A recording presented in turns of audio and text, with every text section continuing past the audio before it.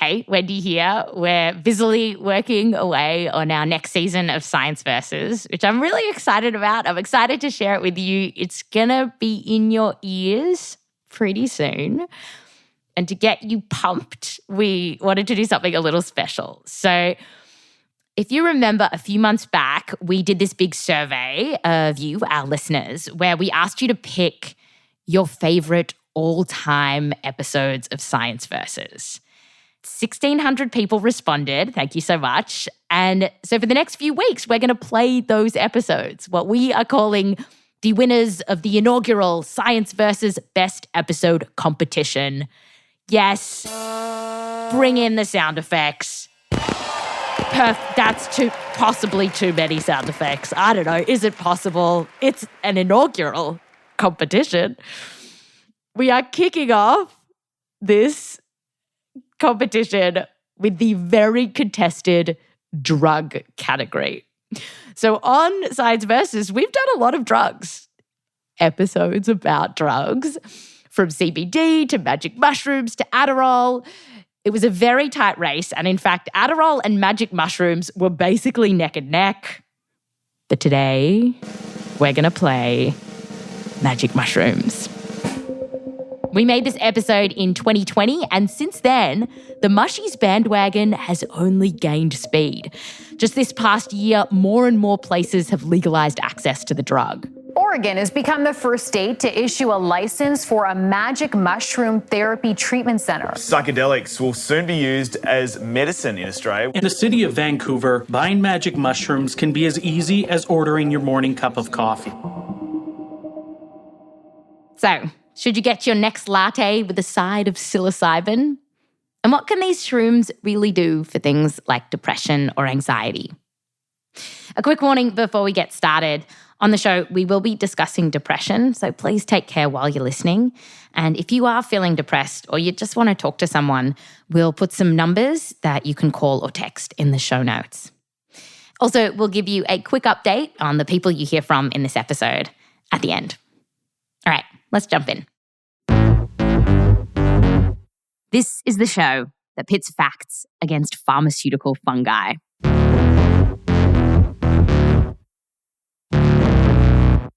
On today's show, magic mushrooms. For decades, we've kind of seen them as your hippie mum's psychedelics. But now, there's an underground movement that reckons they can use this drug to cure things like depression and anxiety. I'm someone who has suffered from, I would say very severe anxiety attacks my entire life. We're going to call this guy Joseph. And he can remember having these anxiety attacks as far back as preschool. And when he says severe, this is what he means.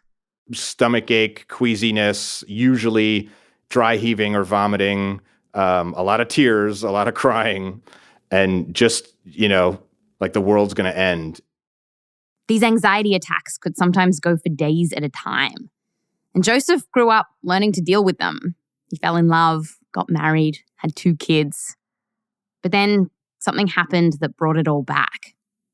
A couple of years ago, he found out that his wife was having an affair. She was in love with someone else. And that's when it, all hit me. I mean, I immediately spiraled into, horrible anxiety, the worst of my life. Just the world had collapsed. It was like everything I had spent my entire life working up to, and there's these 2 kids who are involved and everything, and it was all gone. Like I would look at my kids and I would just start weeping. Joseph went to psychiatrists. They put him on antidepressants, but the meds didn't work. And he was just getting worse and worse. Nothing was helping. One day, he sunk down on the couch in total despair. And when he looked up, something on the bookshelf caught his eye. It was How to Change Your Mind by Michael Pollan. The book came out a few years ago and helped popularize this idea of psychedelic therapy, that drugs like magic mushrooms could cure things like anxiety. And it felt like this might be the life raft that could get Joseph out of this.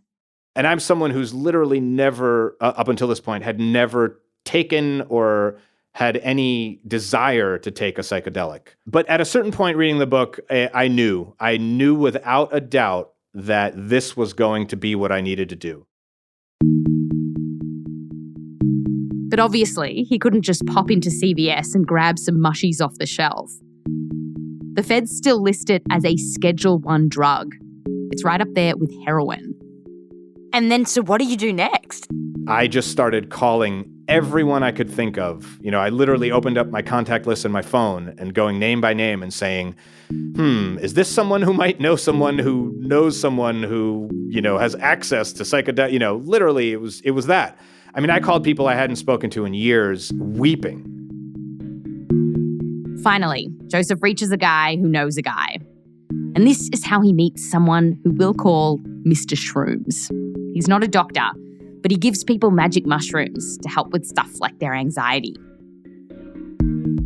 So, after a few weeks of therapy with Joseph's regular therapist, where he talked about what he wanted to get out of this mushy session, Joseph bought a plane ticket and flew across the country.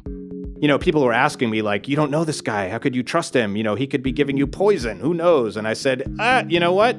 If I die, I die. I had nothing to lose at this point. On the big day, Joseph heads to Mr. Shroom's apartment, who had set up his guest bedroom for these magic mushroom sessions. He brings out some capsules with a brown powder inside them and some applesauce. Apparently, it helps the mushies go down better.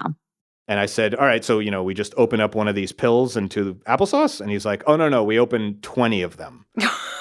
So we literally sat there opening up capsule by capsule and pouring the contents out into a jar of applesauce. And then I just mixed it together with a spoon and just dove right in. Mr. Shrooms has Joseph cover his eyes with a sleep mask. Joseph lays on the bed, lights go out, and some calming music comes on. And soon, it hits him. Oh my God, I'm seeing all this stuff. This is crazy. What is going on? I started seeing metallic particles in the air, like glitter, like confetti, like metallic confetti, but very, very slowly floating in the air. And then Joseph starts talking out loud, and Mr. Shrooms is writing down what he's saying. Wow, now it's everywhere. It's right in front of me, but it's a different plane. It's getting closer. Whoa, okay, so now everything is rotating counterclockwise, and I'm in the middle of it. It feels like a giant cutout, three-dimensional, not cardboard, of an eagle, a bald eagle. The top part of it has this presence of an eagle's head, and the rest of the body, this feathery thing. There's this line. I don't want to compare it to ants.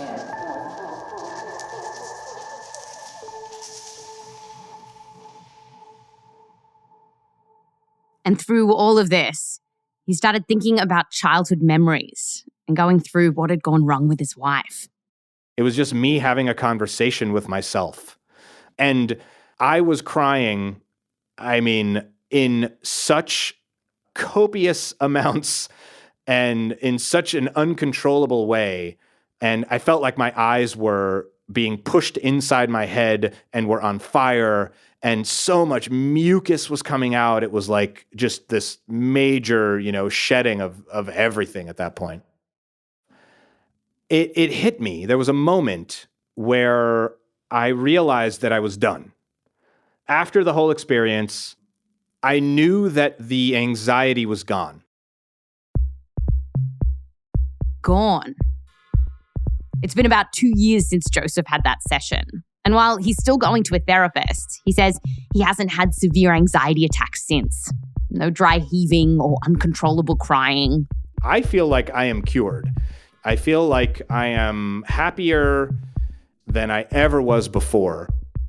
Can this be for real? How on earth could one trip cure someone's lifelong anxiety and severe depression? And if this does really work, should we all be spending the 2020s tripping balls? Today, magic mushrooms ditch their tie-dye and get a lab coat. Because when it comes to magic mushrooms, there's a lot of... Oh my God, I'm seeing all this stuff. This is crazy. What is going on? But then there's science. Science versus magic mushrooms is coming up just after the break.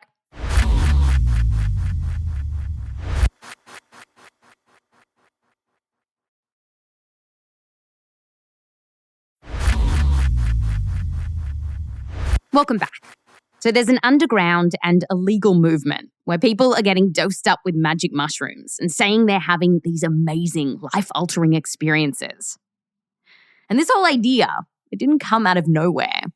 Shrooms have been around for a long time. Aztecs were using them thousands of years ago. And scientists back in the 60s and 70s were experimenting with psychedelics too, seeing if they would help people with stuff like anxiety and depression. And they were having some luck. But then came the war on drugs, and this kind of research became virtually impossible in the US. Drugs like magic mushrooms were now considered dangerous, which is the message that we got about them for decades. That drugs are bad and you shouldn't do them, and people who do drugs were bad and you shouldn't hang out with those people. This is Dr. Alan Davis, and for years, he was kind of afraid of magic mushrooms. I just remember thinking that, psychedelics made people go crazy. All this changed after Alan became a clinical psychologist.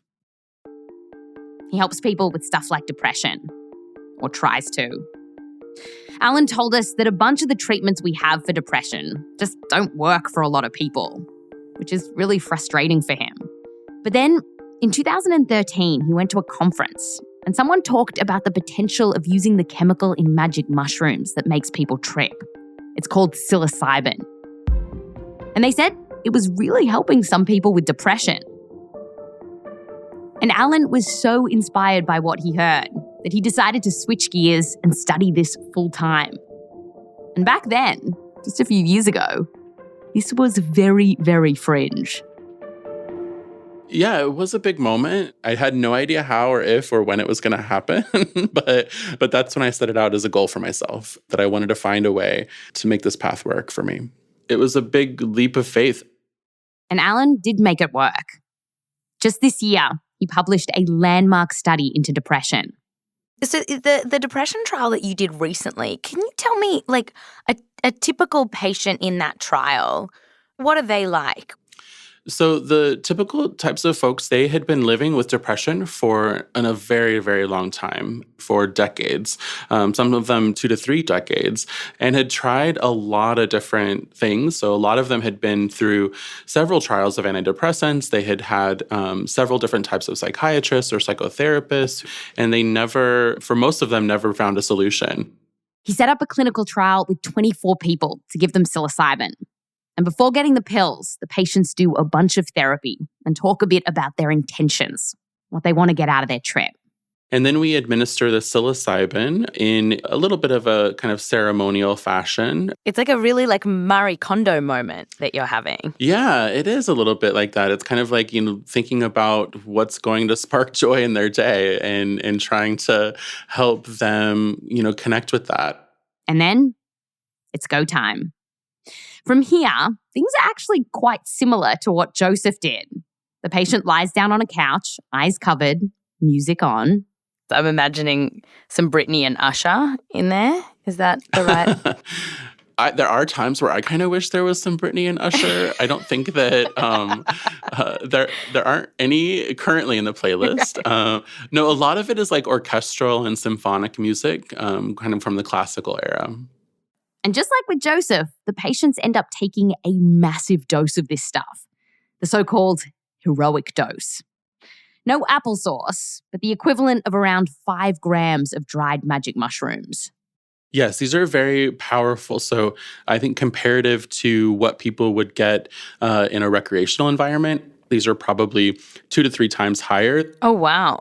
Alan says they use these massive doses because small studies have suggested that this might give them the best shot of this treatment working.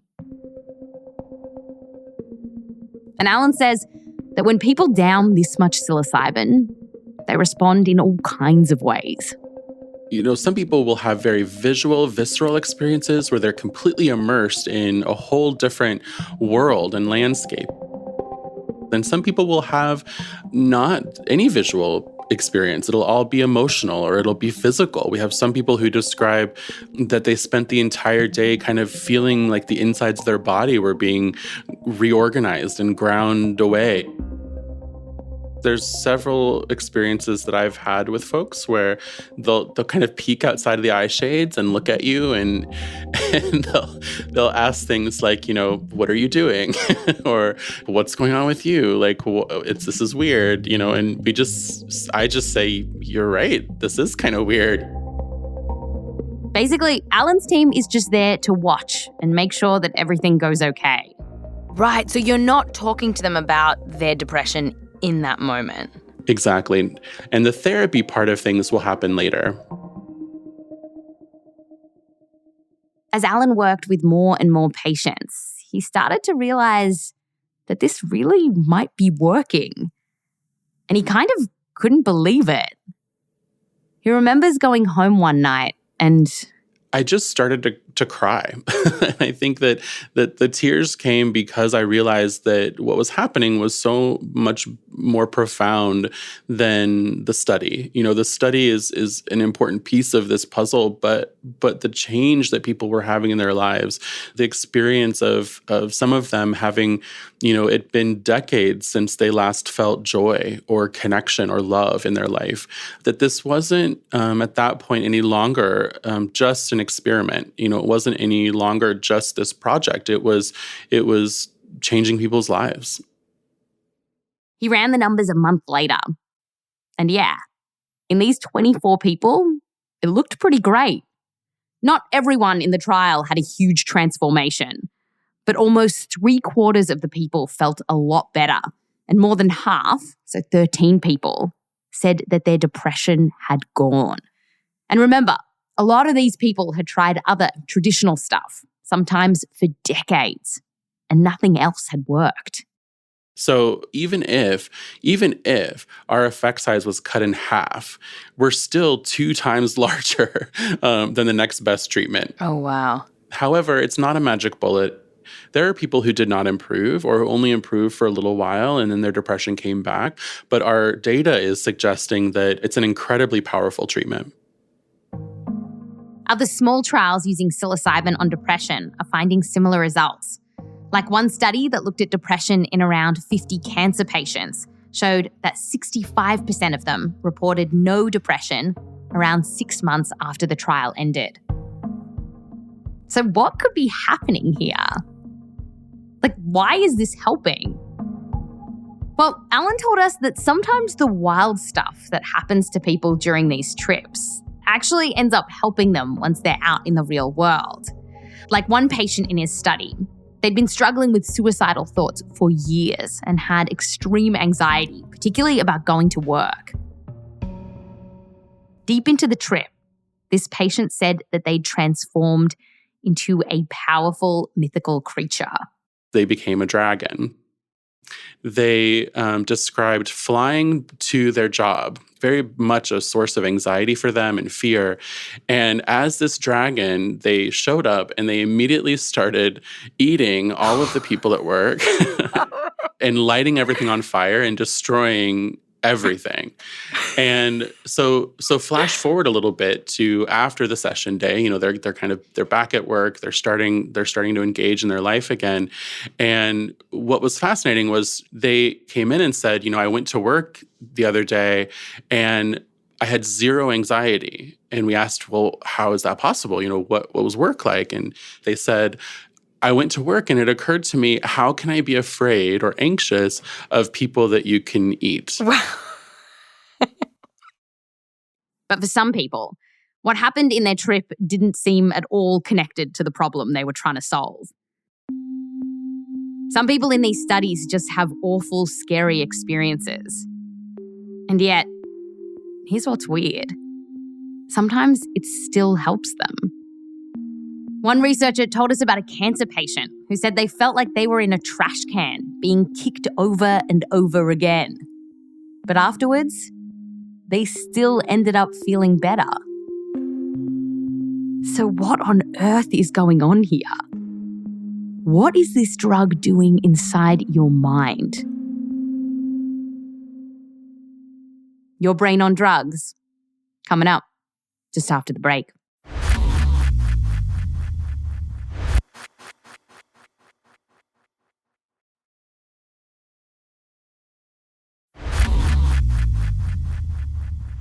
Welcome back. While magic mushrooms aren't some cure-all, it definitely seems like the science is onto something here. And the early research we have is showing some exciting results for some people.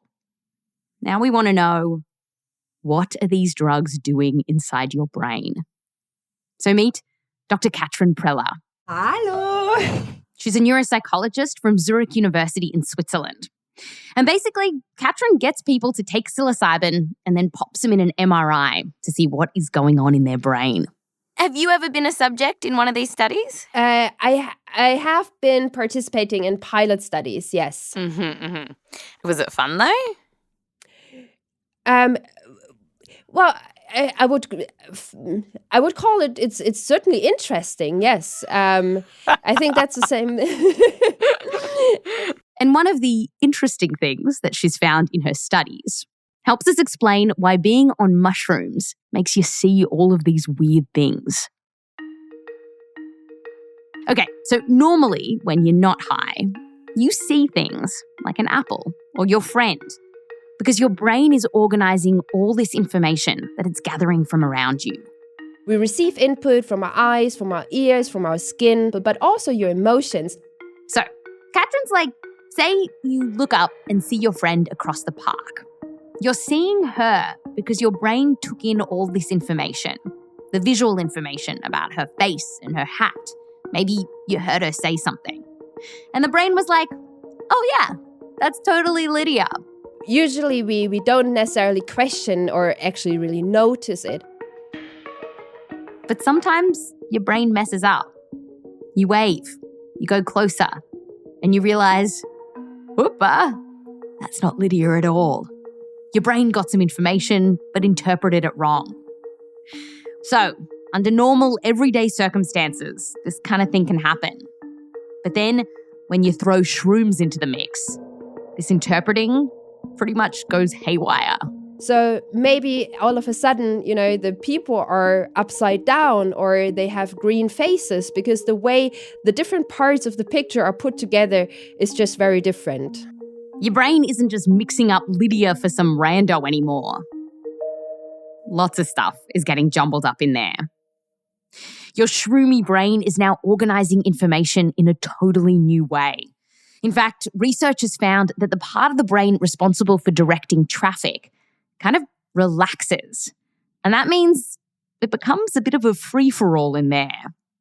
Parts of the brain that normally don't talk to each other suddenly start connecting and chatting. And all this higgledy-piggledy brain activity can do stuff, like muddle up our emotions with our senses. They are highly connected with each other. So if you're feeling sad, it can happen that this translates to, you see the whole world going dark, for example. So that's why the way we perceive the world is very different because the information is just brought together differently.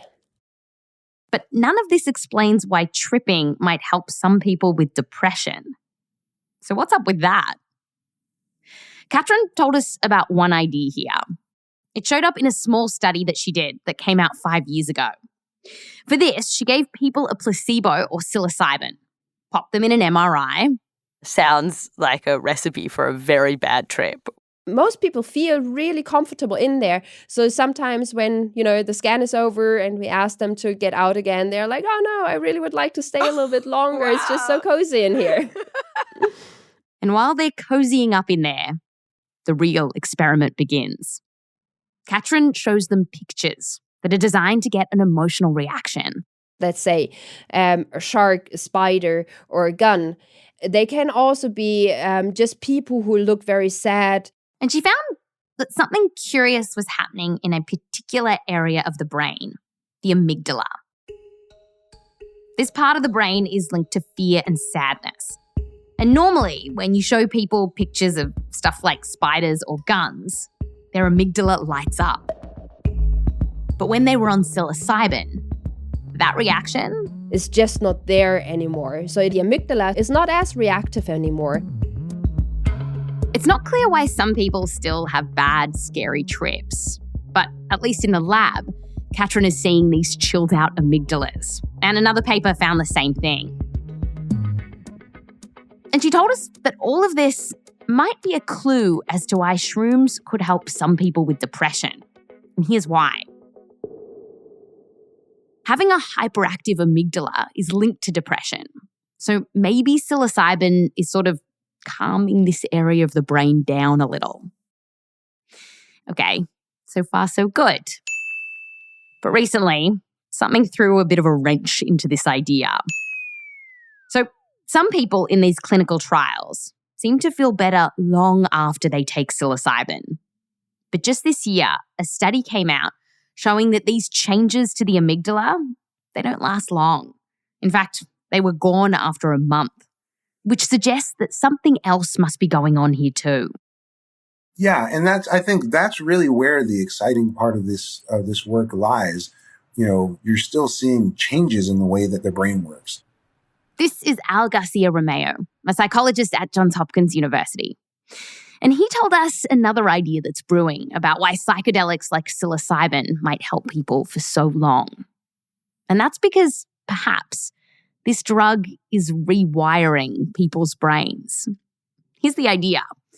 If you have depression, maybe your brain is stuck in this unhealthy pattern. And then shrooms rolls into town and it just shifts some stuff around. Kind of like a snow globe. You shake the snow globe and you get all this kind of movement, and then eventually it settles back down into maybe a new pattern. Studies in rodents have found that mushies might create this new pattern by literally encouraging brain cells to grow. Scientists have seen this in the lab. Oh, so you get a cell in a petri dish and basically bathe it in magic mushrooms and you can see the cells growing. Yes. Basically, the cells in the brain you can think of as having roots and branches like a tree. And when those neurons are exposed to these psychedelic drugs, they can then start to grow new roots and new branches. Ooh. And what that means is they form connections and talk to each other in different ways. And scientists saw this in live mice too. When they injected them with a ton of psychedelics, they grew more cells in a part of their brain. None of this has been shown in humans yet, though. And so, the truth is, for now, science doesn't really understand how these drugs are helping some people. It could be because they're getting new brain cells, or it could be because their amygdalas are changing. Or perhaps it's the things you're working through while you're becoming a dragon. And then there's another idea that we haven't talked about yet. The placebo effect. If some people who took these drugs really believed that they were going to work, that could all be playing a role here. For now, it's a little more magic mushrooms than science mushrooms.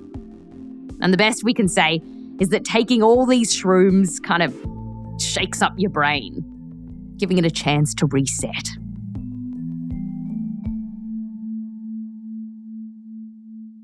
So, while this is all potentially exciting, shaking up your brain, is that safe? Like, what if you can't put Humpty Dumpty together again? You know, you're giving patients such large doses at the beginning, like maybe your first patient. Were you sort of nervous? Oh, no, not at all. Actually, they're some of the safest drugs that we know of. And, I mean, you'd have to Really? Yeah, absolutely. You could eat enormous dose and wouldn't cause your body to shut down or have a fatal response. Well, you can't say that about alcohol, which you can buy on the corner. You certainly can't say that about opioids, which are prescribed quite regularly. A large global survey of drug users taken in 2019 found that 0.4% of the people who took magic mushrooms ended up in the ER. Alcohol, by the way, was up to 10 times worse. Psilocybin can cause nausea, though. In one study, 15% of people puked, and it ramps up your heart rate. But One reason that Al says this drug tends to be safe is because you can't really overdose on magic mushrooms. With something like heroin, you can keep taking it, getting higher and higher and higher until you overdose and can die. But with psilocybin, that doesn't happen. You can't keep getting high if you take more and more heroic doses. And here's why. When you take psilocybin, the drug binds to a specific protein in your brain, and this is actually what gets you high. But once psilocybin uses up the proteins, it takes a while for new ones to pop back up. So you won't be able to feel high again for a few days. If you took psilocybin the same dose several days in a row, you just don't feel anything anymore. And so there's nothing there to keep chasing. You have to actually stop for a period of time before you use it again. Studies in animal models have also found that shrooms aren't addictive. And you might have heard about people taking psychedelics and getting flashbacks well after the high has faded. Seeing the walls breathing or the carpet moving. The sciencey term for this is hallucinogen persisting perception disorder. Some people report weird light effects or buzzing in their ears. Scientists don't really know what causes it. But the good news is that Al says it seems very rare. He's never seen it in a clinical trial.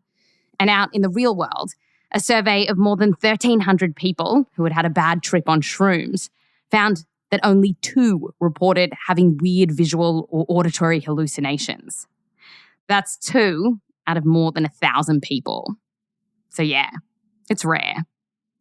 But still, generally speaking, Alan told us that these are powerful drugs. And if you're messing about with them, you do need to be careful.